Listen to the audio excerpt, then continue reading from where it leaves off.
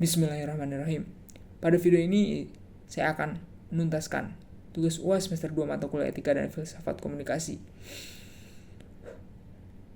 yang berisikan beberapa soal. Dan langsung saja saya bacakan soal dan jawabannya. Soal yang pertama, pembelajaran etika apa yang bisa diambil dari sebuah video yang menunjukkan seorang pemain baseball yang berlatih dengan disiplin dan mengikuti semua arahan pelatih. Walaupun hal tersebut yang diberikan sang pelatih sangat melelahkan. Pembelajaran pertama adalah disiplin. Menunjukkan pentingnya disiplin dalam mencapai tujuan.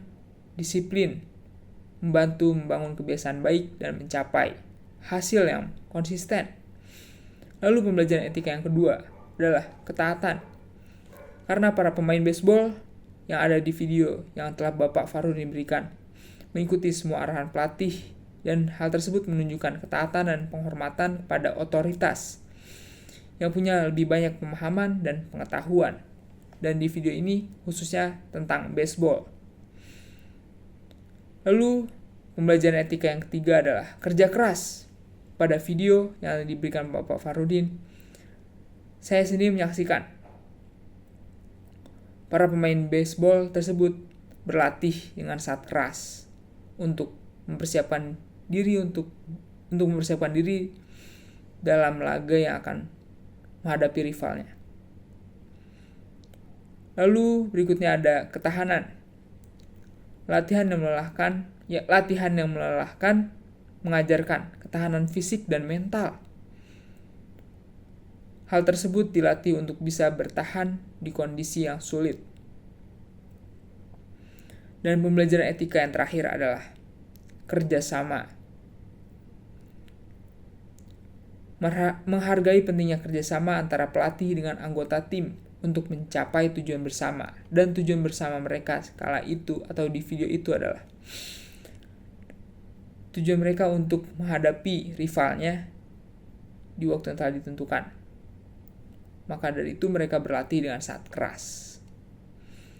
Lalu soal kedua, pembelajaran filsafat apa yang bisa diambil dari proses seorang pemain baseball yang berlatih dengan disiplin dan mengikuti semua arahan pelatih walaupun itu sangat melelahkan. Pembelajaran filsafat yang pertama adalah etika deontologis, yaitu pentingnya mengikuti aturan dan arahan sebagai kewajiban moral. Dan di sini aturan dan arahan oleh pelatih yang harus diikuti oleh para pemain baseball. Berikutnya yang kedua ada etika kebajikan atau kebaikan. Latihan disiplin mencerminkan pengembangan kebaikan seperti kesabaran, keberanian, dan ketekunan.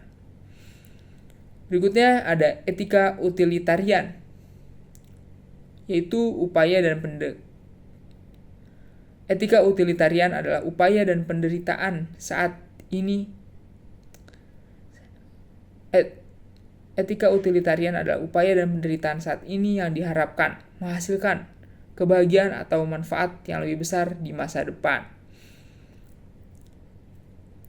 Jadi pada momen latihan ini, etika utilitarian itu diharapkan akan membuahkan hasil yang bagus saat bertanding melawan rivalnya tersebut.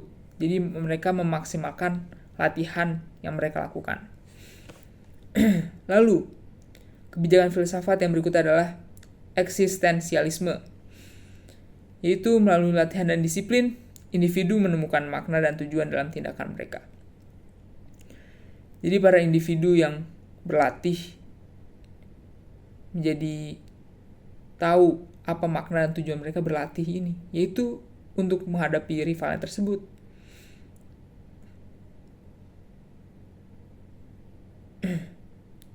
Lalu ke soal terakhir, yaitu pembelajaran komunikasi apa yang bisa diambil dari proses seorang pemain baseball yang berlatih dengan disiplin dan mengikuti semua arahan pelatih. Yang pertama, ada keterbukaan, yaitu mendengarkan dan menerima arahan pelatih yang menunjukkan keterbukaan terhadap umpan balik dan pengetahuan baru. Jadi maksud keterbukaan tuh kayak intinya kayak tadi yang saya sebutkan, ada umpan balik antara pelatih dan pemainnya. Jadi kayak saling bertukar pikiran seperti itu. Berikutnya ada kepercayaan, yaitu mengembangkan hubungan kepercayaan antara pemain dan pelatih. Contohnya, pemain percaya bahwa pemain-pemain baseball ini percaya bahwa pelatihnya tuh punya pengetahuan yang lebih baik dibandingkan mereka. Dan begitu pun sebaliknya, si pelatih ini memiliki niat terbaik untuk meningkatkan kinerja timnya. Lalu, ada pembelajaran komunikasi yang berikutnya adalah komunikasi dua arah. Meskipun para pemain harus mengikuti arahan dari pelatihnya, pemain juga perlu memberikan umpan balik kepada pelatih tentang apa yang mereka rasakan dan alami selama latihan. Contohnya kayak mereka seperti udah gak kuat, fisiknya udah gak kuat, itu baiknya dikomunikasikan untuk umpan balik kepada pelatihnya. Jadi secara tidak langsung pelatih jadi tahu juga kondisi fisik pemainnya ini gimana. Seperti itu. Lalu pembelajaran komunikasi yang terakhir adalah konsistensi pesan, yaitu pelatih harus menyampaikan pesan dan arahan dengan jelas dan konsisten agar pemain dapat mengerti dengan tepat apa yang dimaksudkan oleh sang pelatih ini.